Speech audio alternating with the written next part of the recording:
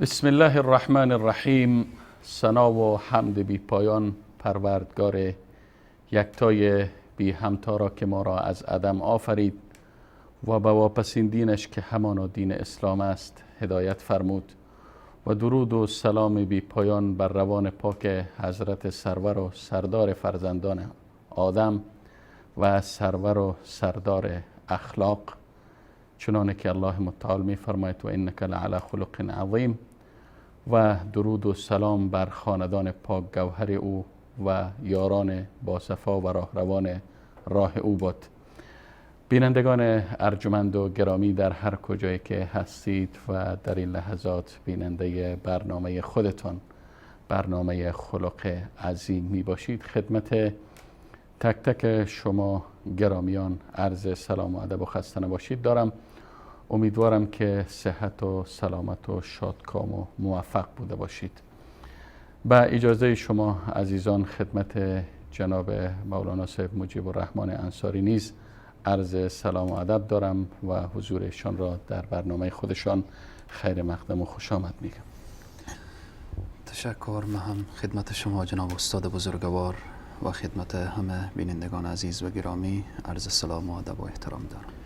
تشکر جناب مولانا صاحب بزرگوار. البته قبل از اینکه به موضوع این هفته برنامه خلق عظیم اشاره کنیم، با تأسف و تعلم و اندوه فراوان اطلاع یافتیم که دیروز حضرت شیخ الحدیث مولانا محمد یوسف حسین پور مدیر محترم مدرسه عین العلوم گشت و از علمای برجسته اهل سنت ایران داعی اجل را لبیک گفتند و به لقاء الله پیوستند. وفات این عالم گرانمایه و افتخار مسلمین جهان را به خانواده، از طرف خودم و از طرف خانواده شبکه جهانی وصال حق، خدمت خانواده گرامی مرحوم شیخ الحدیث مولانا محمد یوسف حسین پور و اهل سنت ایران و ملت عزیز و گرامی بلوچستان تسلیت و تعزیت عرض نموده، برای مرحومی جنات فردوس و مغفرت و رحمت و برای بازماندگان ایشان اجر جزیل و صبر جمیل مسئلت دارم. جناب مولانا صاحب بزرگوار در خدمت شما هستم. فکر کنم که شما هم عرض تسلیت دارین به این مناسبت. بسم الله الرحمن الرحیم. انا لله و انا الیه راجعون. كل نفس ذائقة الموت. صدق الله العظیم. ما هم رحلت جان گداز حضرت مولانا شیخ الحدیث و التفسیر مولانا محمد یوسف حسین پور رحمت الله علیه را، این زایه بزرگ را، این زایه‌ای که هرگیز جای این شخصیت و این بزرگوار را کسی دیگری نخواهد توانست گرفت، به جامعه اهل سنت ایران، برای همه علما و مشایخ و بزرگواران منطقه سران بلوچستان، سروان بلوچستان، و برای همه عزیزانی که زانوی تلمذ در خدمت این عالم بزرگوار زدن و از محضر ایشان کسب علم و اخلاق و ادب نمودن، برای همه تسلیت عرض نموده، خصوصا و بالاخص برای فامیل این بزرگوار، این عالمی که از چهره‌های درخشنده و برجسته اهل سنت ایران بودن، در عرصه علم و عمل مرد میدان بودن. و شاگردان زیادی به جامعه تقدیم نمودند. به تعبیر همان شاعر که میگوید هرگز نمیرد آن که دلش زنده شد به عشق، ثبت است بر جریده عالم دوام ما.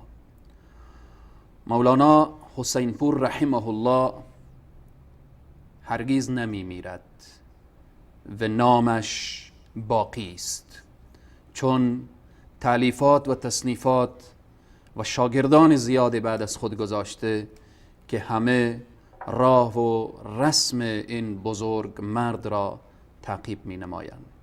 یک بار دیگر رحلت این بزرگوار را که به لقاء الله پیوستن و به دیدار پروردگار عالم شتافتن برای جامعه اهل سنت ایران تسلیت عرض نموده، خصوصا به فامیل بزرگوار ایشان و بالاخص برای عزیزان بلوچ که در بلوچستان قرار دارند.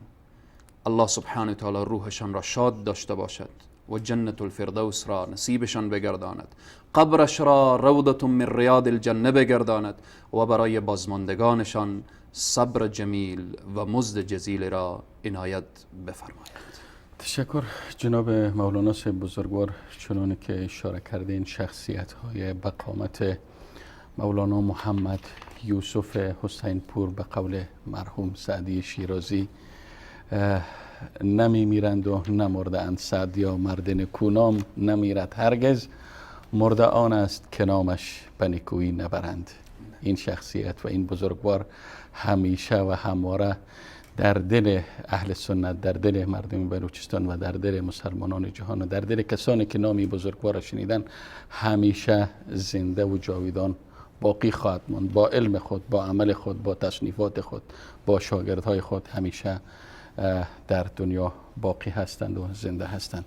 خب جناب حضرت مولانا صاحب بزرگوار، میریم سراغ بحث این هفته برنامه خودمان، برنامه خلق عظیم. و در برنامه گذشته البته پیرامون برخی از مفاهیم اخلاقی، تعریف کلی اخلاق و همچنین مصدر و منبع اخلاق اسلامی صحبت هایی داشتیم. و البته امیدوار هستیم که بیننده های عزیز و گرامی احساس خستگی نکنند، چون هنوز ما در بحث های مقدماتی در رابطه با اخلاق هستیم و انشاءالله از برنامه آینده آغاز میکنیم، میپردازیم به برخی از فضایل اخلاق اسلامی.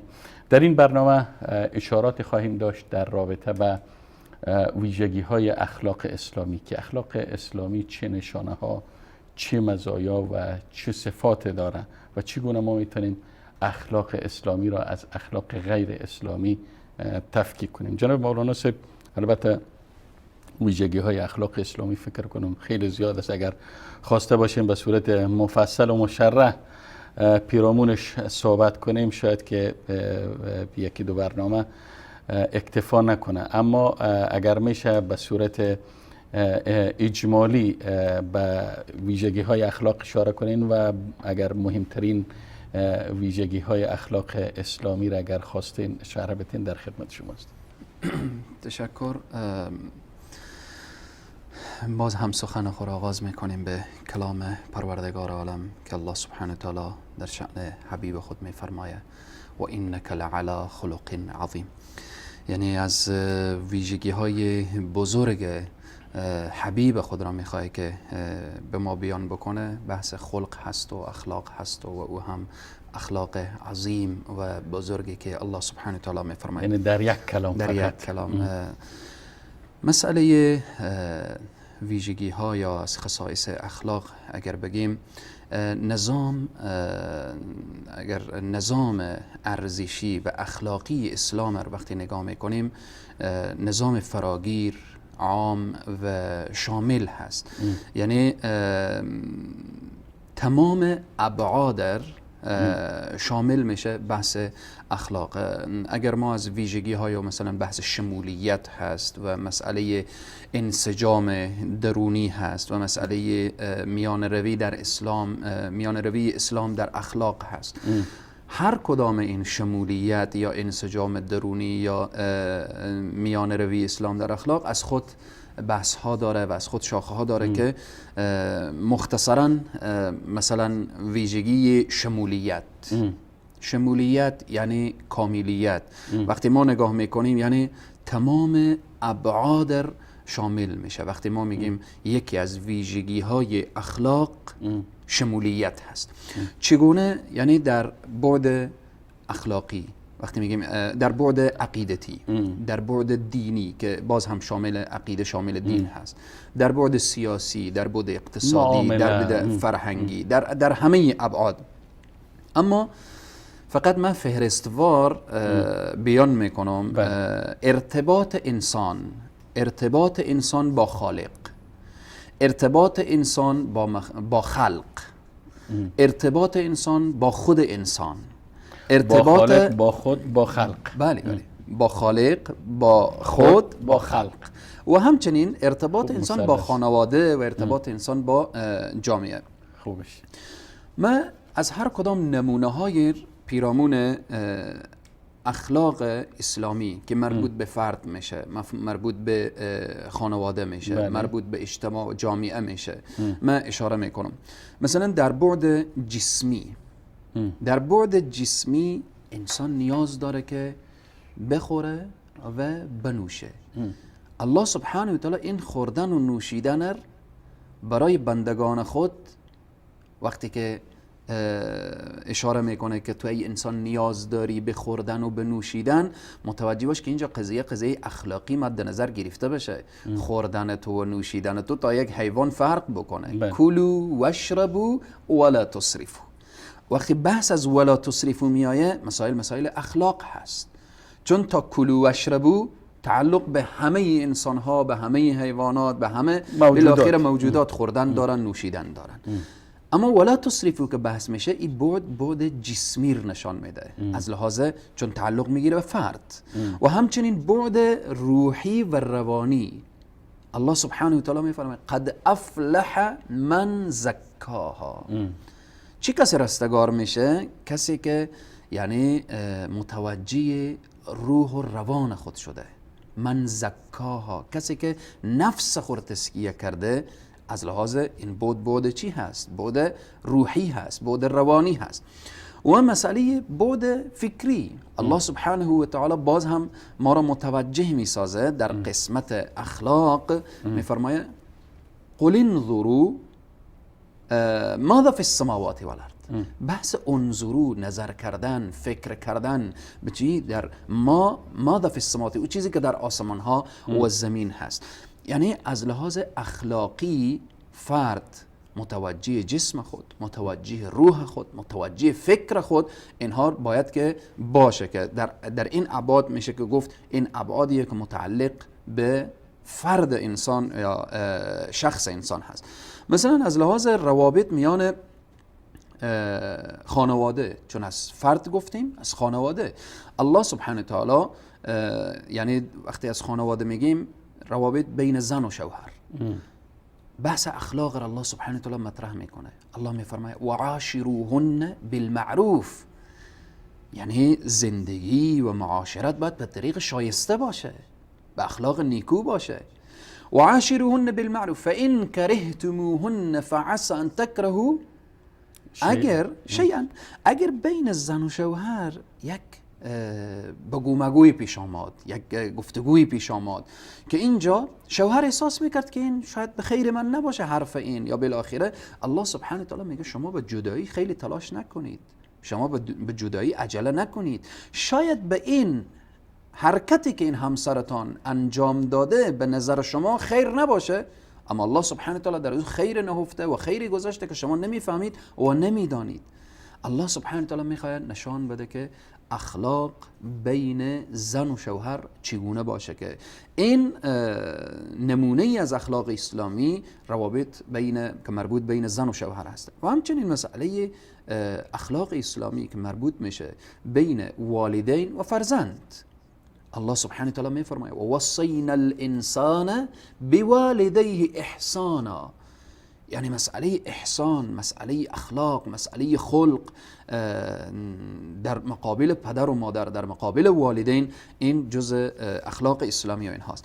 و همچنین روابط انسان، اخلاق انسان با نزدیکان و خویشاوندان. الله سبحانه و تعالی می فرماید ان الله یأمرکم ان الله یأمر بالعدل والاحسان و ایتاء ذی القربى. این امر پروردگار عالمه که الله امر میکنه به عدالت، به نیکویی در بین خویشاوندان و اقربا، که این هم نمونه از اخلاق اسلامی که مربوط به این بعد، یعنی خویشاوند و اقربا و اینها.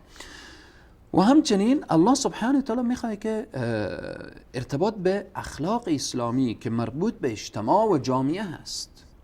وقتی الله سبحانه و تعالی میفرماید یا ایها الذین آمنوا لا تدخلوا بیوتا غیر بیوتکم حتی تستأنسوا، ای کسانی که شما ایمان آورده اید، ای اهل ایمان، ای مسلمان ها، ای مؤمنین، شما متوجه باشید که دیگه شما دارای وقتی در مکتب اسلام داخل شدید، مکتب اسلام مکتب اخلاق هست، اخلاق حسنه و پسندیده هست.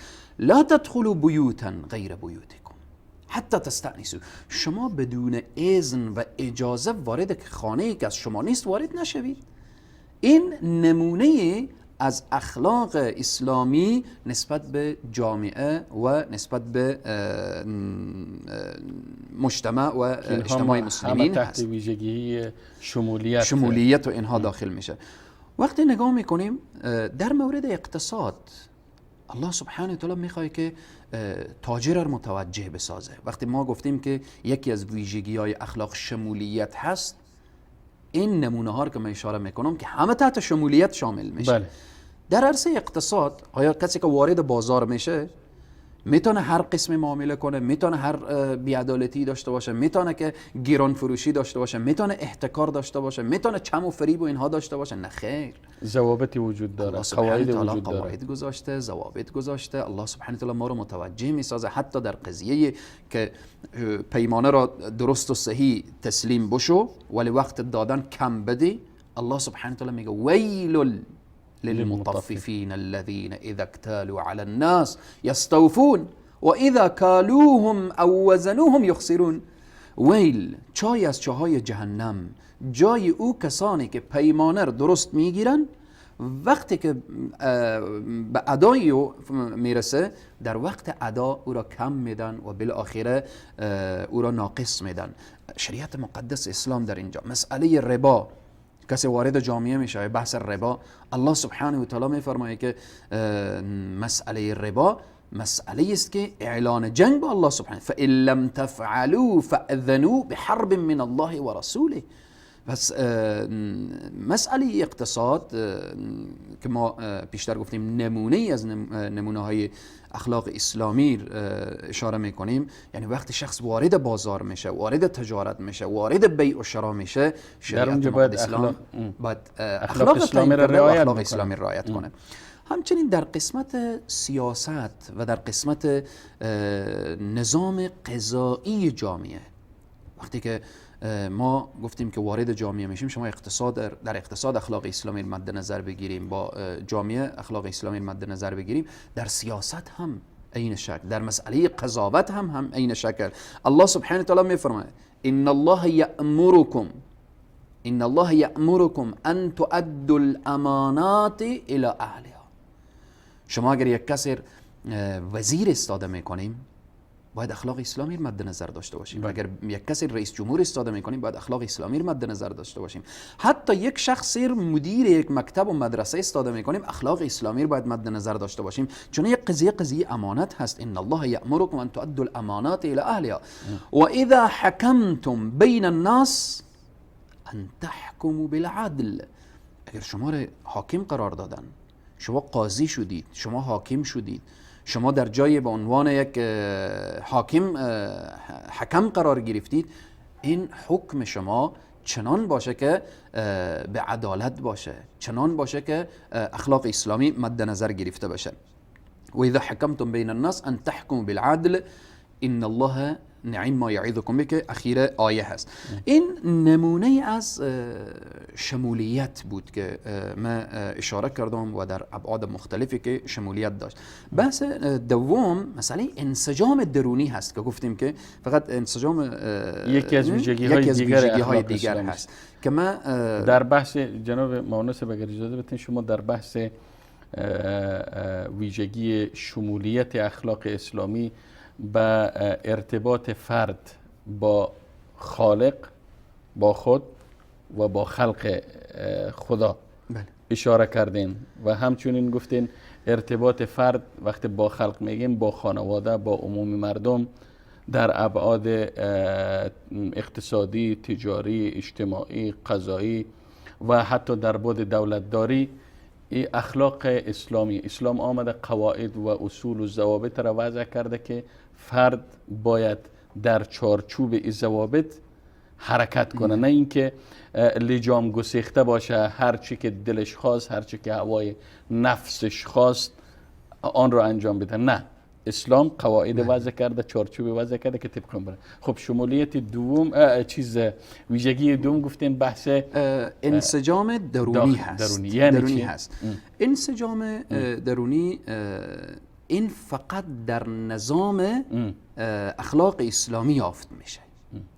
یعنی مثلا علما و بزرگا بیان میکنن اخلاق اسلامی به منزله یک درخت هست که اون درخت دارای شاخ و برگ هاست. اما آنچه که ما در دنیای امروز در سایر مکاتب و مدارس غیر از اسلام امروز اخلاق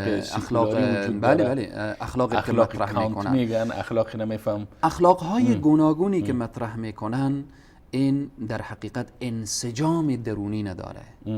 فقط سرچشمه میگیره از هوا و از هوس و از بیبندوباری و سرچشمه میگیره از همان حب قدرت و حب چوکی و یعنی اگر جایی که ارتباط میگرفت به منفعت و مصلحت شخصی اونجا اخلاق رعایت میشه. فرضاً یهود، مثلا یهود قومی هستند جناب مهندس که به تجارت و به ثروت اینها خیلی علاقه دارن. در دنیا علاقه وقتی بحث تجارت میشه شاید اینا بحث خرید و فروش و صدقه از باب اینکه به نفع ایشان هست رعایت میکنن کاملا. اما در اسلام چنین نیست فکر کنم. کاملا هر مکتبی که غیر از اسلام هست وقتی میگیم انسجام درونی ندارن، یک مثال شما بیان کردیم که مکتب یهودیت در عرصه دنیا چنان فریفته هست که حتی دوست نداره که مرگ هم به سراغ از او بیایه و چنان گرویده هست که حتی تمام دنیا دوست داره که از آن او باشه و هنوز هم احساس آرامش نمیکنه. مکاتب دیگری که حتی وقتی بحث از انسجام میگیم، مثلا حتی مسیحیت در انجیل میبینیم از سیدنا عیسی علیه السلام نقل میکنن که سیدنا عیسی میگفت که دنیا را بگذارید و بیایید و بالاخره دنبال من روان بشید.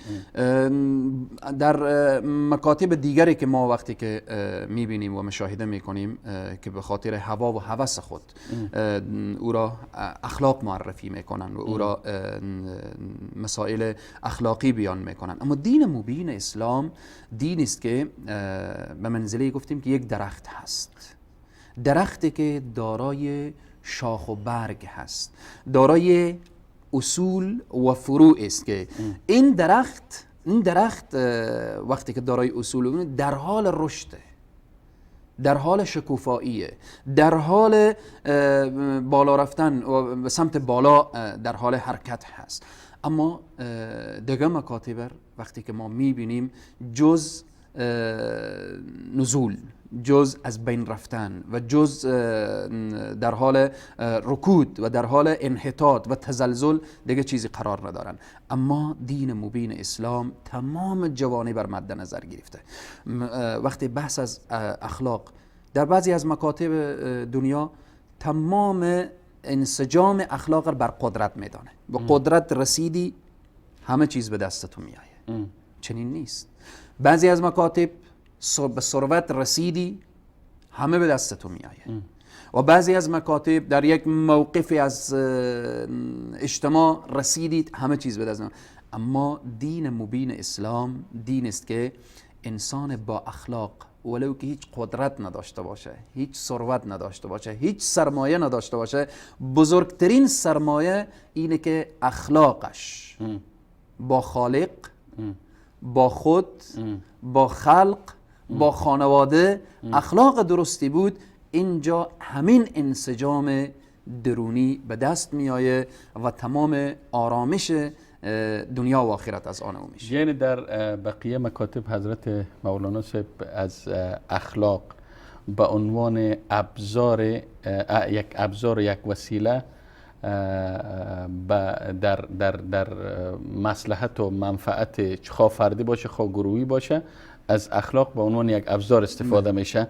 اخلاق اصل نیست، قاعده نیست. اما در مکتب اسلام اخلاق یک چارچوب است، یک قاعده است، یک اصل است، یک مبدأ است که باید ما طبق این اخلاق، طبق قواعد زندگی ما را تنظیم کنیم، منظم کنیم، نه اینکه از اخلاق به عنوان ابزار استفاده کنیم. اما در دیگر مکاتب از اخلاق به عنوان یک وسیله استفاده میشه، اصل نیست.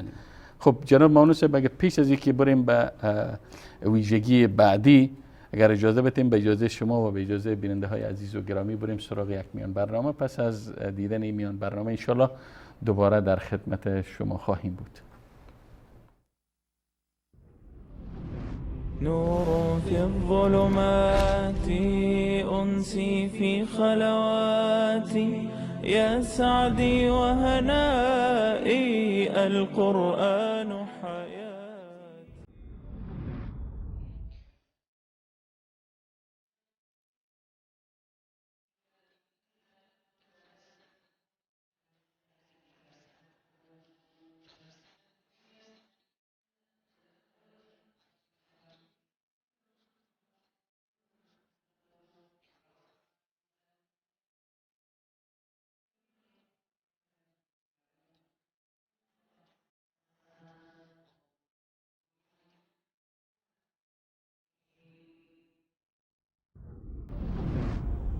ای مومنان، هنگامی که به شما گفته شد در مجلس جا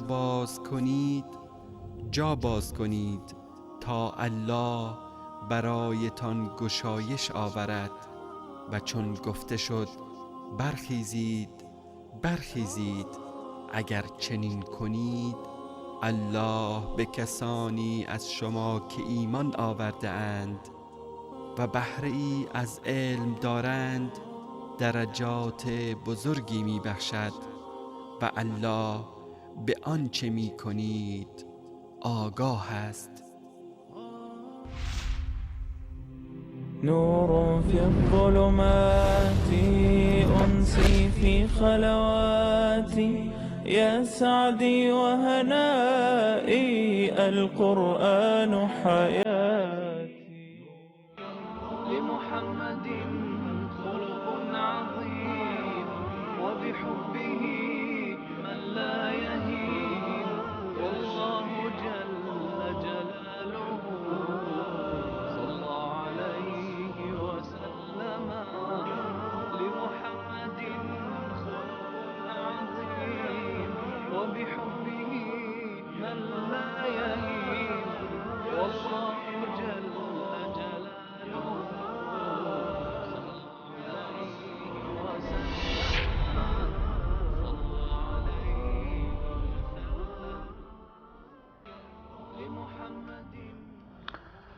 خب بینندگان ارجمند، با عرض سلام مجدد و دوباره در خدمت شما هستیم همراه با ادامه موضوع این جلسه از جلسات برنامه خلق عظیم که البته در رابطه با ویژگی های اخلاق اسلامی داریم صحبت میکنیم. جناب مولانا صاحب مجیب الرحمن انصاری کارشناس برنامه و دو ویژگی مهم اخلاق اسلامی، ویژگی شمولیت و این ویژگی انسجام یا هماهنگی درونی نظام اخلاق اسلامی اشاره کردند و حالا میپردازیم به بقیه ویژگی های اخلاق اسلامی که البته فکر کنم جناب مولانا ویژگی های زیادی داره، اما شما به عنوان مش نمونه خروار به بعضش اشاره میکنه.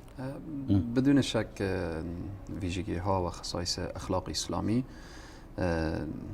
نمی شود که با یک برنامه و با به این لحظاتی که واقعا وقت به ما اجازه نمیده بیشتر مطرح کنیم. من فقط به یک نمونه دیگه هم اشاره میکنم از ویژگی های اخلاق اسلامی. قبل از این که به این ویژگی اشاره کنم میخوام یک جمله با همان ویژگی قبلی که انسجام درونی بود میخوام اضافه بکنم. مکاتب غیر از اسلام بله. یعنی بر علاوه که انسجام درونی ندارن و در اونها انسجام نیست، ملاک معقول و منطقی هم نیز ندارن، بلکه تابع میل و هوس مردم هستند. چون برای تکمیل ادامه بحث گذشته ایر اشاره کردم وقتی ابزار باشه خود به خود چنین میشه، خود به خود از اخلاق به نفع منافع و مصالح خواه فردی باشه خواه گروهی باشه استفاده میکنه. از جمله ویژگی های دیگر اخلاق اسلامی میان روی اسلام در اخلاق هست. چگونه؟ یعنی وقتی ما بحث از اخلاق اسلامی داریم، در اخلاق اسلامی افراط و تفرید نیست در تمام ابعادی که بیان کردیم، چی مسئله در بعد دینی باشه، چی در بعد اقتصادی باشه، چی در بعد سیاسی باشه. در بعد دینی ما وقتی که یک نفر میگیم که فلان شخص بسیار انسان با اخلاقیه، یعنی اخلاقش با خالقش خوبه، این تعاملش رابطش با الله سبحانه و تعالی خوبه، این تعامل و این اخلاق ما نگاه میکنیم که همانطوری که قرآن میفرماید و کذالک جعلناکم امة وسطا، ما امت وسط هستیم، امت میان رو هستیم. در این وسطیت آیا تعادل و عدالت برابر هست؟ مثلا مثال بیان کنم، حدیث اون سه صحابه‌ای که یکی تصمیم گرفت که همیش روزه باشه و یکی تصمیم گرفت که هیچ ازدواج نکنه و یکی تصمیم گرفت که همیشه قیام اللیل داشته باشه هر شب.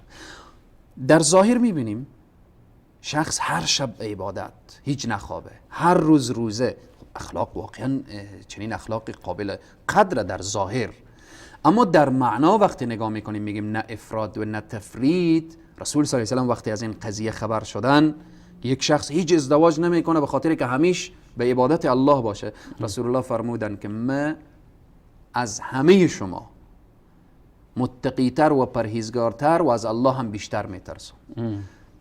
ازدواج میکنم، با زنان منکوحه خود نزدیک میشم، حصه‌ای از شب میخوابم و حصه‌ای از شب بیدار هستم و بعضی روزها را که منظور از روزه نفل هست روزه میگیرم و بعضی روزها در افطار هستم.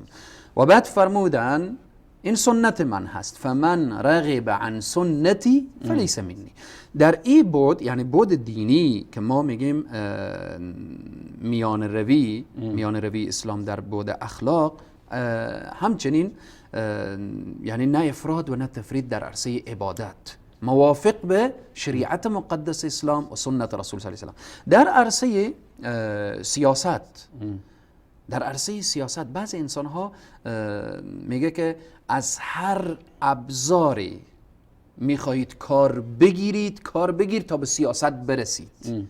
چی دروغه، چی چمه، چی فریبه، چی حیله. نه خیر، چنین نیست. در اسلام اگر غایت و مقصد مقدس باشه باید وسیله هم مقدس باشه. ان الله طیب لا یقبل الا طیبا. الله که وقتی پاک هست، رسیدن به الله سبحانه و تعالی باید وسیله پاک باشه به اینها. و همچنین در بود اقتصادی، وقتی شخص میخواد ثروتمند بشه، حالا از هر راه میخواد ثروتمند بشه؟ نه خیر، چنین نیست. پس الله سبحانه و تعالی راه مشروع برای ما بیان کرده که مسئله اقتصاد و مسئله تجارت، مسئله میفرماید و حل الله البیع و حرم الربا. پس به اینه که مسئله میان روی اسلام در اخلاق باید مد نظر بگیره. از جمله ویژگی های اخلاق اسلامی هست که در ابعاد مختلف در دین قدم میگذاریم افراد و تفرید نیست، در عبادت قدم میگذاریم افراد و تفرید نیست، در سیاست قدم میگذاریم افراد و تفرید نیست، در اقتصاد قدم میگذاریم مسئله افراد و تفرید نیست. این از ویژگی های اخلاق اسلامی هست. بعضی انسان ها وقتی وارد جامعه میشن به تجارت دیگه نگاه نمیکنن که اینجا فقیر ضربه میبینه، اینجا همسایه ضربه میبینه، اینجا این ضربه به ملتم به کشورم وارد میشه. نخیر، این را مد نظر نمیگیرن و بعد حرکات را انجام میدن که از هر نوعی که شده، حالا مال بیت المال میخواد باشه، مال یتیم میخواد باشه، مال مستضعف و بیوزن و اینها میخواد باشه، فقط هدفی و اینه که ثروت، یا این که رسیدن به قدرت تلاش میکنه تا اینکه به قدرت برسه. پس نخیر، یکی از ویژگی های اخلاق اسلامی میان روی اسلام در اخلاق هست. همین بحث جناب مولانا صاحب که به بحث خوردنوش اشاره کردین، کلوا واشربوا ولا تسرفوا، شاید برخی بیان بگن که خب این نوع از تقیید است، محدود کردن آزادی است، میخوام اسراف کنم به کسی ربط نداره، مالم است، پولم است، هر طوری که خواستم به مصرف میرسونم. ادامه آیه جناب استاد بزرگوار وقتی که بگه کلوا واشربوا ولا تسرفوا، ادامه آیه میگه ان الله لا يحب المسرفين، انه لا يحب المسرفين. الله دوست نداره انسان اسرافکار. در آیه بعد میگه ان المبذرین كانوا اخوان الشیاطین. پس این مسئله شخصی نیست که یک شخص بگه من اختیار دارم. رسول صلی الله علیه و سلم میفرمایند که در قبر اذن و اجازه داده نمیشه که یک شخص وقتی که برمیخیزه یک قدم برداره الا که مگر از 4 چیز، در یک روایت اومده از 5 چیز باید جواب بده که از اون جمله از عمر را کجا مصرف کردی، جوانی را کجا مصرف کردی و از مال از کجا آوردی، یعنی از چی رای به دست آوردی و باز در کجا مصرف کردی. اینها را الله سبحانه و تعالی از ما پرسان میکنه در قسمت اسراف کردی، در قسمت اینکه انفاق کردی و در قسمت در بحث عباد الرحمن شما ببینیم الله سبحانه و تعالی میفرماید والذین اذا انفقوا لم یسرفوا ولم یقتروا و کانوا بین ذلک قواما. یعنی یک انسان اگر میگه من مؤمنان مسلمان هستم، انسان مؤمن و مسلمان الله دوست داره، انسان مسرف الله دوست نداره، کسی که اسراف کاره، چنانه که بخیل دوست نداره. انسان الله سبحانه و تعالی شیطان رو نمیخواه. خب چگونه برادر شیطان رو باز بخواه؟ ان المبذرین كانوا اخوان الشیاطین. الله سبحانه و تعالی عباد الرحمن گفته، بندگانی که اونها محبوبان الرحمن هستن کسانی هستن که اسراف نمیکنن. پس بنابراین شخص نمیتونه بگه که من اختیار دارم. بارها و بارها این حدیث رو گفتیم که رسول الله صلی الله علیه و آله میفرماید الدنیا سجن المؤمن و جنت الکافر. مثالی اینه شخص در زندان هست، اجازه نداره به میل دل خود بخوره، بنوشه، به میل دل خود بگرده، هر چی دلش بخواد بگه. اما انسانی که بیرون از زندان هست دوست داره میخوره، مینوشه، میگرده در این راستا. در زندان لباس خاص هست، خوراک خاص هست، حرف خاص هست. در دنیا انسان مؤمن نمیتونه هر چی بگه، هرچی بخوره، هرچی بنوشه، باید نگاه کنه که این حلاله یا حرام، نگاه کنه این حرفمه. ولا تنس نصیبک من الدنیا، قدر قسمت حلال هست. ربنا آتنا فی الدنیا حسنه و فی الاخرة حسنه. ما در دنیا باید نصیب خود را بگیریم از رای حلال، از رای مشروع، از رایی که رضایت الله سبحانه و تعالی، راهی که اخلاق اسلامی به ما بیان کرد. اگر در چارچوب و در چوکات اخلاق اسلامی، در چارچوبی که شریعت برای تعیین کرده حرکت میکنی، شریعت تو را آزادی تو را مقید نمیکنه. اگر میخوای ثروت بیاندوزی از راه مشروعش به هر مقداری که خواستی، میتونه که غنی شوی، میتونه که ثروتمند شوی. مثل ما داریم در تاریخ در صدر از اسلام انبیا علیهم صحابه السلام گرفته که پادشاه بودن، حضرت داوود علیه السلام، حضرت سلیمان علیه السلام، و بعد میایم در صدر اسلام از اصحاب رسول صلی الله علیه و سلم، از سیدنا ابوبکر صدیق و سیدنا عثمان و بعد عبدالرحمن ابن عوف از ثروت وقتی ما تا به امروز الان ما بزرگترین سرمایه‌دارانی داریم که سرمایه خود را در خدمت دین قرار دادن، در خدمت اسلام و قرآن قرار دادن. پس بناهن و خیلی هم تلاش میکنن که در سرمایهشان حرام نیاید، در سرمایهشان بحث ربا و مسائل سود و قمار و این و اون داخل نشه. پس بناهن میگه جناب استاد بزرگوار، همیشه من یه حرف میگم، میگه آنچه که جای علت است دنیا پرستی است، نه دنیا داری. اگر دنیا در کف دست ما باشه اشکال نداره، در دست ما باشه اشکال نداره. اشکال در چیست؟ یعنی اشکال اینه که وقتی از دست رفت داخل قلب، وقتی میگه آنچه جای علت است دنیا پرستی است، نه دنیا داری. انسان که دنیا پرست شد اشکال پیدا میشه. پس مسئله دنیا داری قدرتمندانی داره، غایت نباید باشه، وسیله باشه. وسیله هست. مال ثروت وسیله باشه که انسان به رسیدن به غایت و مقصود و منزلگاه اصلی کمک کنه. و این وسیله هم باید از راه درست و مشروع وسیله مشروع باشه. تشکر جناب مولانا صاحب. بازم اگه اجازه بتین به اجازه شما و به اجازه بیننده های عزیز و گرامی سراغ یک میان برنامه کوتاه میریم و بعد از این میان برنامه دوباره در خدمت شما عزیزان و گرامیان خواهیم بود.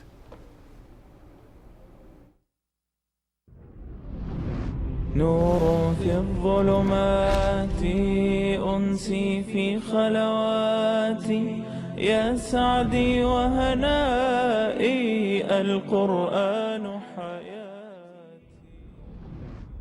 يا أيها الذين آمنوا إن جاءكم فاسق بنبأ فتبينوا أن تصيبوا قوما بجهالة فتصبحوا على ما فعلتم نادمين. ای مؤمنان، اگر فاسقی خبری برای شما آورد، پس درباره آن تحقیق کنید تا مبادا ندانسته به گروهی آسیب برسانید، سپس بر آنچه انجام داده اید پشیمان شوید.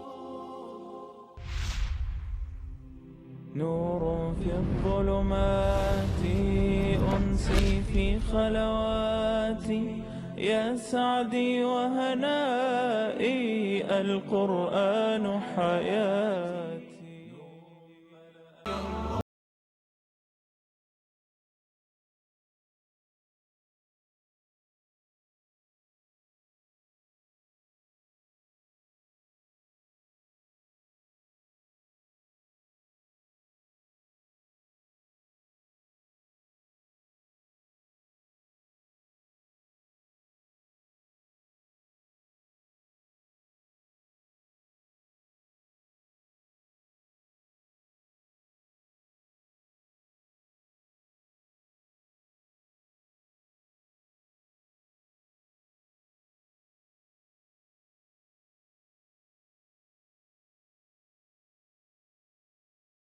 گرامیان، با عرض سلام دوباره در خدمت شما عزیزان هستیم با ادامه برنامه خلق عظیم که در رابطه با ویژگی های اخلاق اسلامی است. جناب حضرت مولانا مجیب الرحمن انصاری کارشناس برنامه به 3 ویژگی و مزیت یا خصیصه عمده اخلاق اسلامی که شمولیت و انسجام درونی و میانه روی بود اشاره کردن. البته ویژگی های دیگری نیز هست مثل قابلیت تطبیق و واقع گرایی و امثال هم، اما وقت برنامه فکر کنم اجازه ندهم. یک چند سوال دیگر هم داشتم که میخواستم خدمت حضرت مولانا مجیب الرحمن انصاری مطرح کنم. جناب مولانا صاحب، آیا اخلاق اسلامی مرتبط به زمان و مکان خاص است، یعنی محدوده زمانی و مکانی را شامل میشه.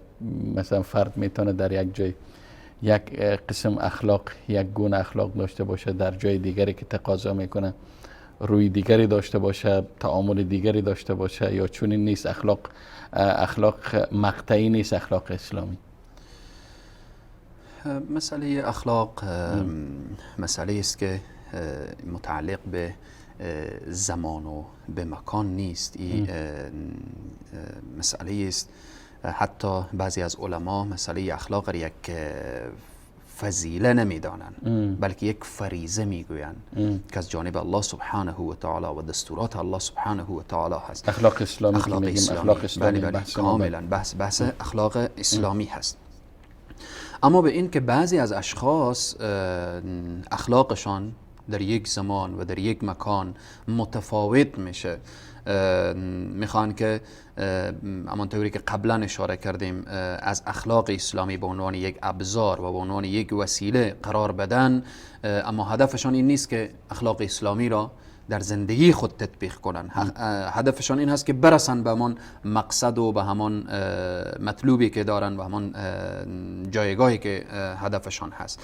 این بر علاوه که جز اخلاق اسلامی نیست، می شود گفت که این مغایر با اخلاق اسلامی هست که کسی بخواه اخلاق اسلامی به عنوان یک خدعه و به عنوان یک فریب و به عنوان یک نیرنگ به کار بگیره تا اینکه دیگران را بازی بده و دیگران را مورد هدف خود قرار بده.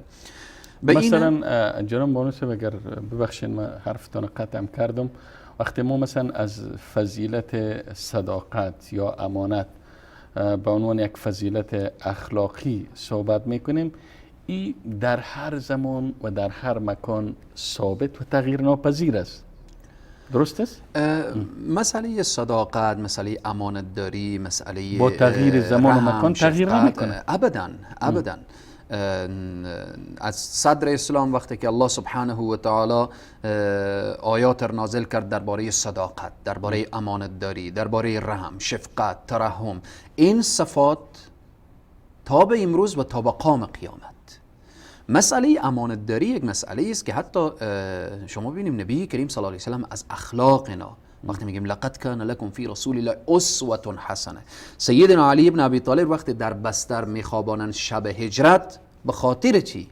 به خاطر که امانات کفار که پیش رسول صلی الله علیه و سلم بود، علی ابن ابی طالب اونها را فردا تسلیم صاحبانش کنه. یعنی در اون زمان انسان لحظه فکر بکنه، دشمنی که آماده شده به کشتن نبی کریم صلی الله علیه و سلم، آماده شده به قتل نبی کریم صلی الله علیه و سلم و رسول الله صلی الله علیه و سلم از شهرنا، از دیارنا اخراج میکنه.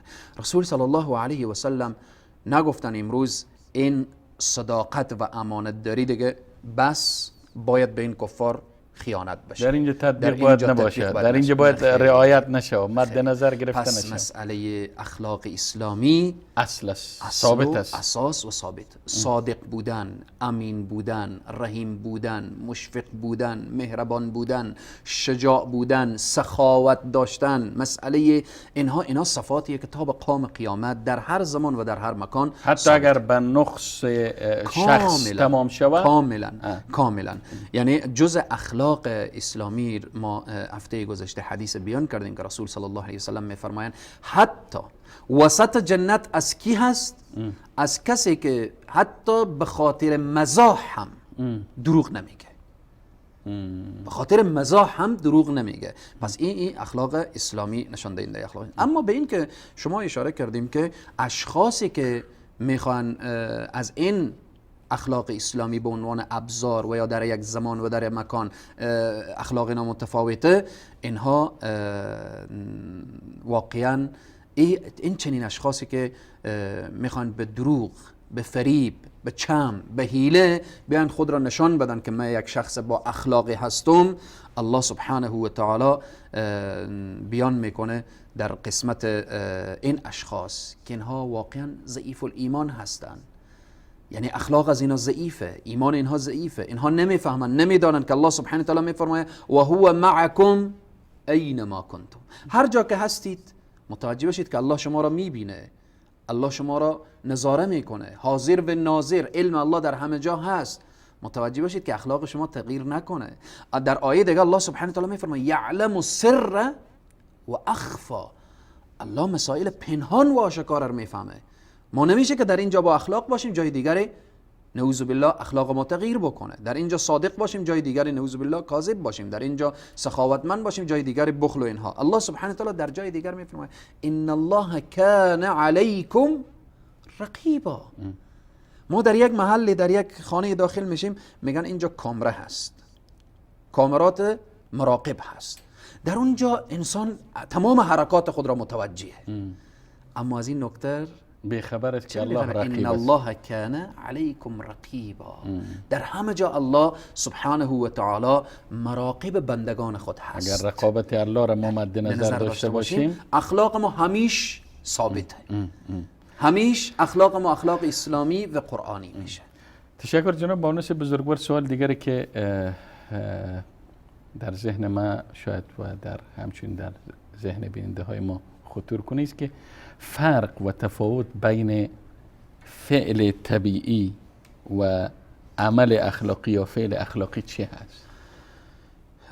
اگر به طور خلاصه و فشرده بیان بکنم، فعل طبیعی خیلی فشرده چون وقتم کم از جناب بانوس. فعل طبیعی متعلق به حیوان و انسان میگیره.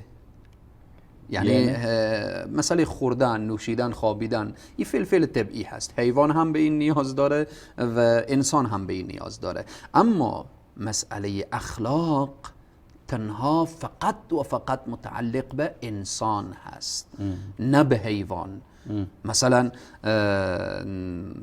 الله سبحانه و تعالی وقتی اشاره میکنه هل جزاء الاحسان الا الاحسان، وقتی شما اخلاق و روش نیکی با یک انسان داشته باشیم، او باید بالمثل جواب با چی میده؟ با احسان میده، با محبت میده. و در این یعنی مسئله ما وقتی صفات اخلاق بیان میکنیم، اخلاق نیکو را بیان میکنیم، انسان هست که مهربانه، انسان هست که دارای اخلاق اسلامی وقتی بود سخاوتمنده، انسان است که شجاعه، انسان است که دارای رحم و شفقت و ترحم و اینها هست. اما مسئله حیوان چنین نیست. حیوان رحم نداره، شفقت نداره، ترحم نداره. شاید در بعضی موارد در اثر تربیه و عادت. اما من میخوام این نکته بیان بکنم، شاید که بعضی از حیوانات رو میبینیم رحمم داره، شفقتم داره، یک مسئله شاذ هست و یک مسئله اکتسابی است، او رو تعلیم دادن، قاعده نمیشده. اما به این که بعضی انسان ها رو میبینیم که بعضی انسان ها رو میبینیم وقتی اخلاق تغییر کرد، اخلاق اسلامی نشد، اخلاقش اخلاق غیر اسلامی شد، الله سبحانه و تعالی بیان میکنه که اولئک الانعام. خب بعضی حیوانات رو میبینیم رحم داره، اما بعضی انسان ها رحم نداره. الله سبحانه و تعالی میخواد این بیان کنه که این حیوانی که رحم داره و این انسانی که رحم نداره بل هم اضل، ای از این حیوان هم پستر شده. به این واسطه الله سبحانه و تعالی میگه بل هم اضل.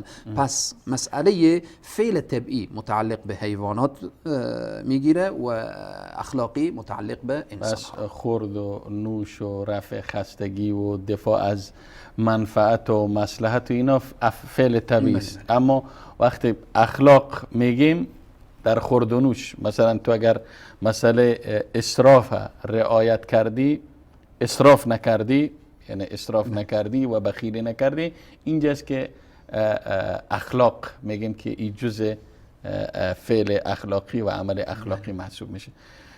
جناب مولانا صاحب در دقایق پایانی برنامه قرار داریم و میخواستم ایره هم بپرسم که چرا امروز دشمنان اسلام در شرق و غرب و از هر راه ممکن و با استفاده از هر وسیله ممکن میخواهند اخلاق اسلامی را، اخلاق در وجود زن و مرد و پیر و جوان به خصوص نسل جدید بکشن و نابود کنن و یعنی تمام سرمایه‌شان روی نابود کردن اخلاق فرد در جامعه اسلامی به کار گرفتن. علت چیست؟ دلیل چیست؟ چرا؟ اگرچه این سوال نمیشه که من فشرده بیان بکنم و خلاصه بیان بکنم، 4-5 ولی دقیقه فرصت داریم در جناب پایانی برنامه قرار داریم. چرا دشمن اینقدر ترکیز کرده تا اخلاق امت اسلامی فاسد بسازه و اخلاق جوانان رو فاسد بسازه؟ به تعبیر یکی از شعرا که میگه و انما الامم الاخلاق ما بقیت فان هم ذهبت اخلاقهم ذهبوا. یعنی انما الامم الاخلاق ما بقیت فان هم ذهبت اخلاقهم ذهبوا. فکر کنم شعر امیر شعر شوقی است. این برای ما میفهمانه که وقتی که اخلاق رفت خلاصی و همینه، همه چیز میره. و مثلا از جمله اخلاق حیا هست. رسول الله میفرماین وقتی حیا رفت فاصنع ما شئت فإن لم تستحی فاصنع ما شئت. وقتی حیا رفت خلاص هر کار میخوای انجام بدی و هر کارم شخص انجام میده. و نکته دیگه این میخوام اشاره کنم که بعضی انسان ها میگن که فتوحات اسلامی با شمشیر مسلمانان به دست آمد. با شمشیر مسلمان بدون شک شمشیر اثرات خورداره، تاثیر خورداره و رسول صلی الله علیه و سلم میفرمایند که جنت در زیر سایه شمشیرها هست. اما فتوحات اسلامی رو وقتی ما تحقیق میکنیم، مطالعه میکنیم، تاریخ رو میخوانیم، اکثر فتوحات از برکت اخلاق مسلمین بوده. تعامل مسلمان، تعامل مسلمین، نه تجار شمشیر و مسلمین، نه فصاحت و بلاغت دعوتگرا. اخلاق مسلمین، اخلاق تجار مسلمین که در کشورها و در شهرها رفتن، تعامل اینا، بیع و شراء اینا، اخلاق اینا با دیگران چگونه بود؟ از بیت المقدس در زمان سیدنا عمر رضی الله عنه با شمشیر فتح شد؟ نه خیر، اخلاق سیدنا عمر بود. او تواضع و او فروتنی و او اخلاق سیدنا عمر. در زمان صلاح الدین ایوبی وقتی بیت المقدس فتح میشه میگه قدس تهجد خان میخواهد. یعنی چی؟ یعنی اخلاق لشکر اسلام و سپاه مسلمین باید با خالق اینا درست باشه. بس اخلاق هست. مسئله اینه دشمن چی میخواه؟ اینقدر ترکیز کرده. دشمن چون میدانه که اگر اخلاق اسلامی به بین جامعه منتشر شد، اکثر فتوحات رسول صلی الله علیه و سلم وقتی که در مکه مکرمه، وقتی آمدن در مدینه منوره و رسول صلی الله علیه و سلم بعد از رسول صلی الله علیه و سلم خلفاء الراشدین ابو بکر و عمر و عثمان و علی، اکثر فتوحات در زمان اصحاب رسول صلی الله علیه و سلم، یعنی در زمانیه که یعنی اوج اسلام و عزت اسلام، یعنی شام و روم و فارس در چی وقت فتح میشه؟ در زمان خلیفه دوم اسلام در شرق و در غرب میره در زمان سیدنا عثمان. و بعد از زمان سیدنا عثمان میبینیم که بعد سپاهیان لشکر اسلام که در زمان خلافت بنی امیه میشه و در اوائل خلافت بنی عباس میشه. اینها چون اخلاق اسلامی درست و صحیح رعایت میکردن، شرق تا غرب آمد تحت سیطره اسلام و مسلمین. اینجا دشمن دانست، فهمید که اگر اخلاق اسلامی منتشر بشه و الان هم الله سبحانه و تعالی، ما چند آیه نمونه تان اشاره میکنم. الله سبحانه و تعالی میفرماید ود کثیر من اهل الكتاب لو يردونكم من بعد ایمانکم. کفار دوست دارن، بسیاری از کفار از اهل کتاب یهود و نصارا دوست دارن که شما را از دین شما برگردانن.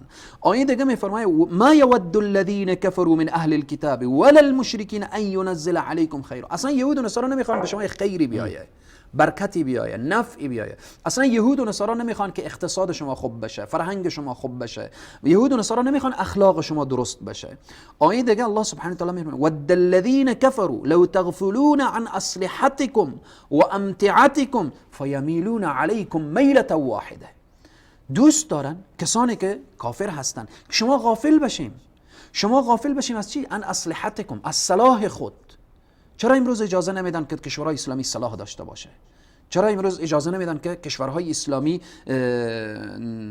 بالاخره دست به اتم و به سلاح‌های مدرن و پیشرفته داشته باشه؟ و امتعتکم، چرا نمیگذارن که کشورهای اسلامی اقتصاد درست داشته باشه، تولیدات درست داشته باشه؟ تلاش اینه که امت اسلامی در غفلت برن، غافل بشن، اخلاق اسلامی فراموش بکنن، تا اینکه فیمیلون علیکم میلة واحده، به یک بارگی بر شما حمله بکنن. امروز دشمنان اسلام، یهود و نصارا، مسلمان ها را انداخته در دلشان حب قدرت، حب چوکی، حب منصب، حب سرمایه و ثروت و به دنیا گرویده کرده و از یک طرف دیگه یک عده گرویده کرده و غافل ساخته به تلویزیون ها و بالاخره به فیلم ها و به مسائل رسانه های مبتذل و به اینها. به خاطر چیست این اخلاق اسلامی فراموش بکنن؟ به خاطر چی؟ فیمیلون علیکم میلة واحده، تا اینکه به یک بارگی بر مسلمان ها حمله کنن، که امروز میبینیم حمله کردن و امروز میبینیم که از هر ناحیه‌ای بر مسلمان ها فشار آوردن، چون ما اخلاق اسلامی فراموش کردیم. مسلمین امروز اخلاق اسلامی در عرصه های مختلف، در عرصه دینی، در عرصه اقتصادی، در عرصه های مختلف. و امروزه میفهمم که لحظات پایانی برنامه از جناب استاد بزرگوار، ما امروز درد اینجاست، ظلم میشه به نام دین، سربریده میشه به نام دین، قتل میشه به نام دین، به نام اسلام و به نام این که خود را جلوه بدن مسلمین. ظلم و ستم و طفل کشته میشه به نام اسلام و به نام دین، زن اسیر میشه و بر او تجاوز میشه، ظلم میشه، ستم میشه به نام دین. اسلام از اینا همه بیزار هست. اسلام از ظلم، از ستم، از بیعدالتی، از قتل کشتار و از کشتن زن و اطفال و از اینها دین اسلام بیزار هست. رسول صلی الله علیه و این اخلاق رسول الله بود که در صحنه جنگ و نبرد اعلان میکردن اگر در صحنه جنگ زنان را آورده بودن نکشید، اطفال را آورده بودن نکشید، موسفیدان را آورده بودن نکشید.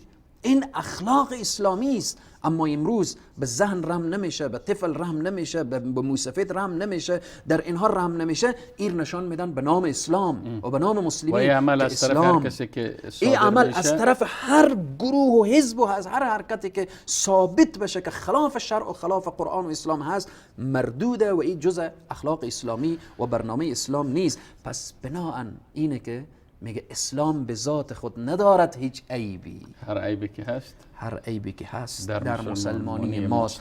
اسلام دنیای غرب باید بشناسه و مطالعه کنه، نه اینکه بعضی از افراد و اشخاصی که مسما به اسلام و مسلمین هست. تشکر جناب حضرت مولانا مجیب الرحمن انصاری. پس در پایان میتونیم بگیم که یکی از مقومات و رمزهای موفقیت امت اسلامی مسلح شدن به اخلاق اسلامی است، چنانه که با اخلاق اسلامی تجار مسلمان توانستیم کشور مثل اندونزی در شرق آسیا را که امروز بزرگترین کشور اسلامی است فتح کنه و اسلام در قلوب فرد اندونزیایی جای بگیره. تا برنامه دیگر و دیدار دیگر همه شما عزیزان را به پناه حضرت پروردگار یکتای بی همتا می سپارم و السلام علیکم و رحمت الله تعالی و برکاته.